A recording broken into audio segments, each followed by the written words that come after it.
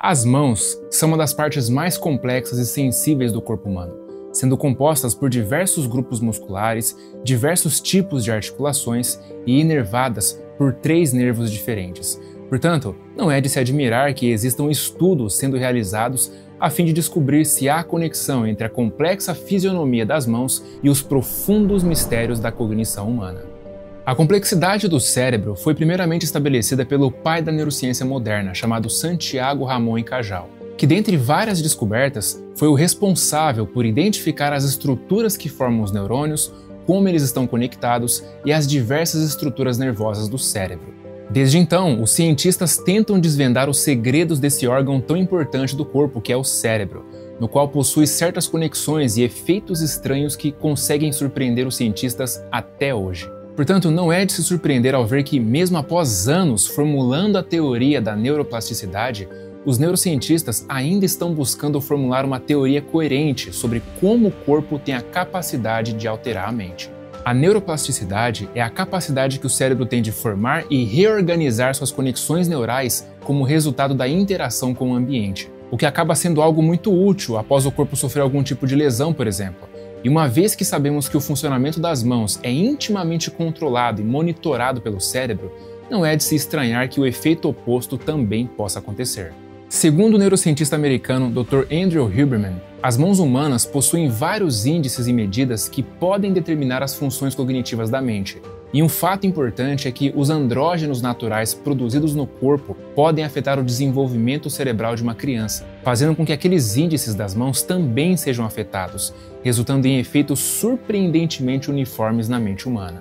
Existem vários motivos do porquê isso acontece, mas cientistas como Shanta Togo e outros mostraram em um estudo publicado na revista Nature que a proporção entre o dedo anelar e o dedo indicador, sendo referida como 2D, 4D, pode diferir em pessoas que estão no espectro de autismo e naqueles que não estão dentro do espectro.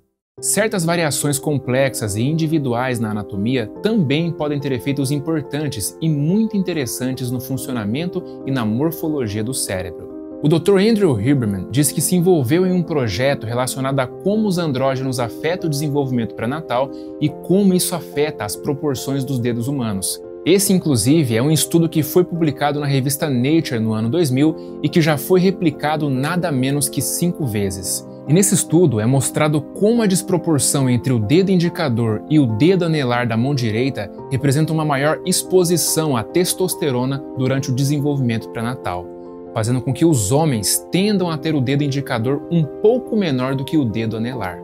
O Dr. Huberman, que já tem décadas de estudos e pesquisas sobre o cérebro, explica que a estrutura da mão humana pode realmente afetar o funcionamento do cérebro. Além disso, sua teoria diz que os hormônios maternos durante a gestação, que diga-se de passagem são andrógenos naturais, podem causar alterações no desenvolvimento cerebral do feto, o que por sua vez induz mudanças no desenvolvimento do corpo, o que inclui os índices mensuráveis dos dedos. As pessoas que foram expostas a um nível elevado de andrógenos dentro do útero de suas mães têm boas chances de apresentar dedos anelares mais longos do que os dedos indicadores na fase adulta. Os cientistas Dr. Christian Pike e a Dra. Margaret Getz descobriram que essas diferenças nas medidas dos dedos das mãos podem estar relacionadas a certas consequências na cognição das pessoas a longo prazo. Para chegarem a essa conclusão, eles conduziram um estudo com um grande grupo focal de 8.000 pacientes com Alzheimer.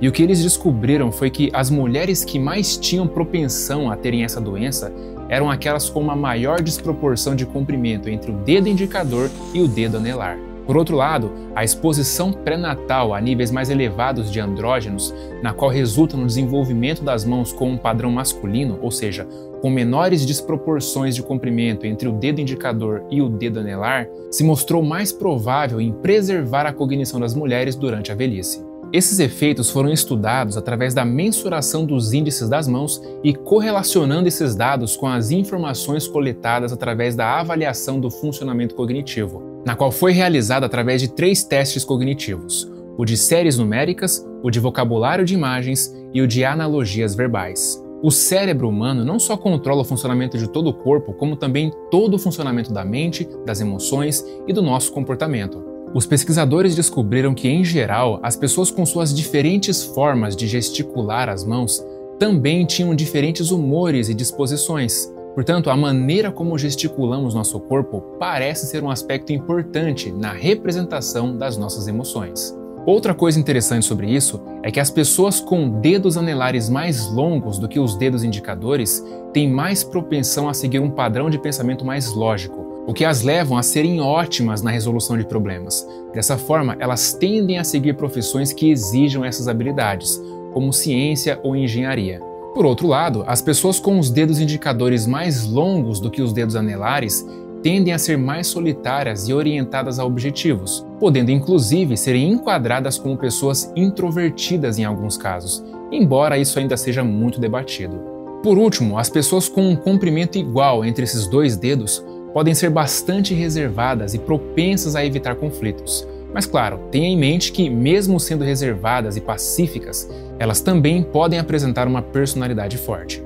Um estudo realizado pela doutora Karen Herman James também descobriu que o aprendizado da caligrafia na infância pode ativar o que é chamado de circuito de leitura no cérebro e melhorar a capacidade da criança de reconhecer letras e compreender frases. Isso também se deve à maior conexão entre os dois hemisférios do cérebro, na qual é ainda mais fortificado ao aprender a escrever desde cedo. Portanto, praticar atividades que exercitam a coordenação motora do corpo, especialmente as mãos, causa mudanças cerebrais tão significativas que são capazes de serem vistas através de ressonância magnética. O cérebro é um órgão que está profundamente conectado com o resto do corpo, não só na fase adulta, como também em todas as fases da vida, incluindo na fase de desenvolvimento no útero. Com isso, muitas coisas que fazemos com o nosso corpo podem afetar nosso cérebro, e como vimos até aqui, as nossas mãos são um ótimo exemplo da quantidade de informações que podemos extrair sobre como pensamos, como nos sentimos e até como vivemos nossa vida. Mas uma outra coisa que afeta diretamente seu cérebro e sua vida são seus hábitos. Na verdade, eu vou até mais longe. Poucas coisas vão afetar tanto a sua vida do que os hábitos que você construiu no passado. Porque as pesquisas mostram que em pelo menos 40% do tempo estamos vivendo a partir dos nossos hábitos. E aí a pergunta que fica é, isso é uma boa ou uma má notícia para você? Porque se você tiver bons hábitos, quer dizer que você passa 40% do tempo fazendo coisas boas para você praticamente sem esforço. Mas se tiver maus hábitos, você passa quase metade do seu tempo se destruindo sem perceber. Mas dá para mudar isso, e eu posso te ajudar. Eu vou deixar na descrição e no primeiro comentário fixado abaixo o link para você assistir um vídeo onde te apresento o caminho mais fácil e rápido que descobri para mudar qualquer hábito que você quiser. Clica aí e a gente se vê na próxima página. Um forte abraço e até lá!